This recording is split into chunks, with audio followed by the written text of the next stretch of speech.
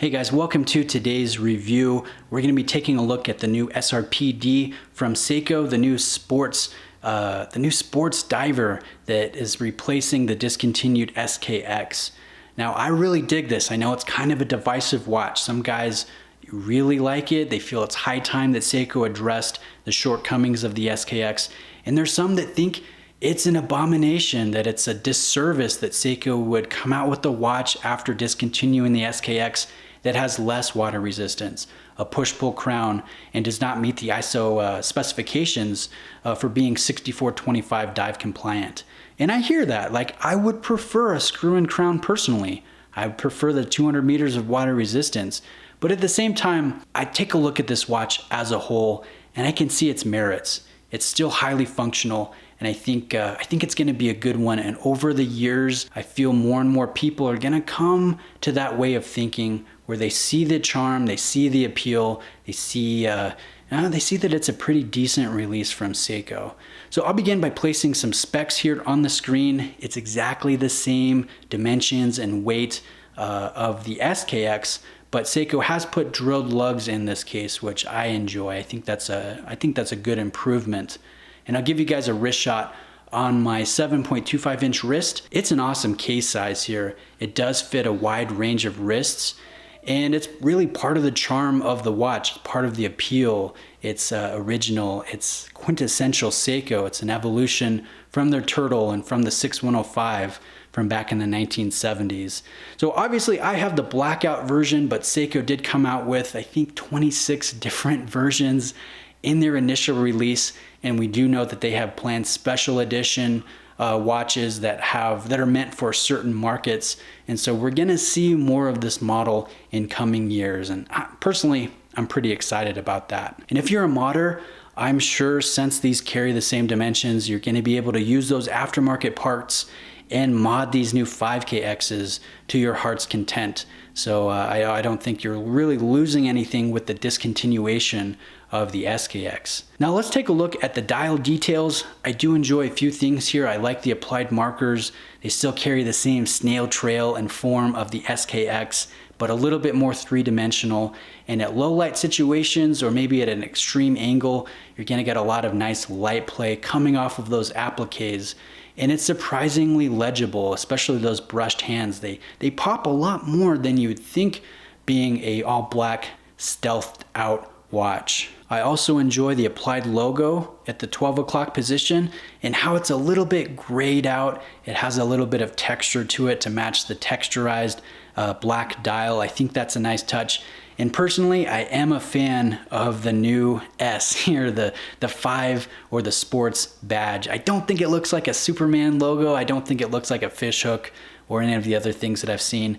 In fact, I think it's more attractive than the PS or the X of the Prospex logo that you see in more expensive watches.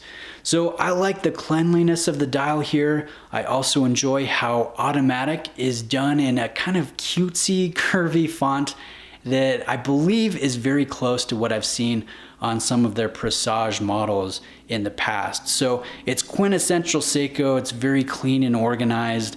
I like it, and I like the fact that they're using a 4R36 in here as opposed to the 7S26. I like hacking and hand winding, and I like seeing it through an exhibition case back. I think that's going to be an important thing for the first-time mechanical buyer.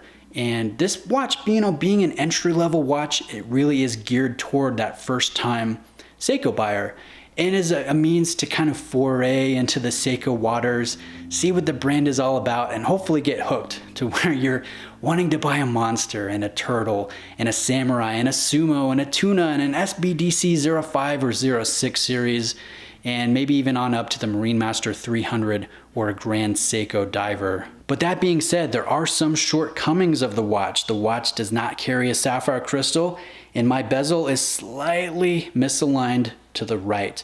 And I know that's gonna bug a ton of you guys, but fortunately there's some other awesome options at the price point. I'm wearing one today. This is the Orient Kamisu Diver here. Let's get the camera to focus. Beautiful applied markers, beautiful dial here, excellent bezel in action, size, in-house movement, and sapphire crystal, which is huge. So there's a ton of options at the price point if you don't like the value proposition of the 5KX, but I do think it's pretty appealing. Now let me pull it up in front of the camera and give you guys a sense of the bezel action here. It's actually improved. And every time I've handled a new Seiko that's been updated, like the Monster or the Sumo or the latest version of the Turtle, Seiko has paid attention to the bezel action and come out with a nicer, more smooth, more defined action, less mushy. So that is present here on the 5KX. Now let's talk about water resistance. I kind of mentioned this in the beginning of the video, but 100 meters water resistance push-pull crown. It is not an ISO 6425 compliant diver, but you could take this in water if you want to swim with it, if you want to shower with it, wash it under the tap. Even if you did want to go recreational scuba diving and you're going to the max safe recommended depth of 30 meters, this thing is going to do just fine. You only have to worry about the crown being firm in its locked position to keep that movement sealed within the case. Because that is, I don't know, that's the function of a screw-down crown. It's not about the water resistance, it's about locking the crown in place so that it does not pop out. But this, yes, you're totally fine to swim with, shower with, clean it. It's not going to be a huge issue, but it's a little disappointing that Seiko did not retain the screw-down feature of the crown. So all in all, I think it's a great watch. It's a nice release. It's a good way to get into the brand and experience Seiko, experience the fit and how functional and comfortable and cool they are. I like all the different options. I like the upgraded details. The only thing that I don't like is the factory straps, and that's really the thing with entry-level Seiko, is the straps they're pretty disappointing. So I put this on an Uncle Seiko fitted waffle strap. I love the look. I love how the waffle points, how they tie in to the double square row of teeth on the bezel texture. I think it's a nice combination. And you can get a good bracelet from Strapcode. I believe they do the Super Oyster in the blackout version. So you're gonna wanna upgrade and play with the straps, but fortunately, it's an awesome platform. It's a very versatile model. So you're gonna be able to do that with some ease. So pricing, I believe this one retails for about $350, and you can get 20% off Mimo's Jewelry. Use the code SAKE20. It's a new release, so you can't get a huge discount, but I think over time, and as these permeate the market and permeate the secondary market, you're gonna see prices kind of creep down, very similar to what the current SKX goes for, which, keep in mind, is it's about a 20-year-old watch, and they haven't had a price increase in a long time. So anyways, fun watch. Thanks for taking the time to watch today, guys. I appreciate it. Let me know if you have any specific questions, and we'll see you in the next video.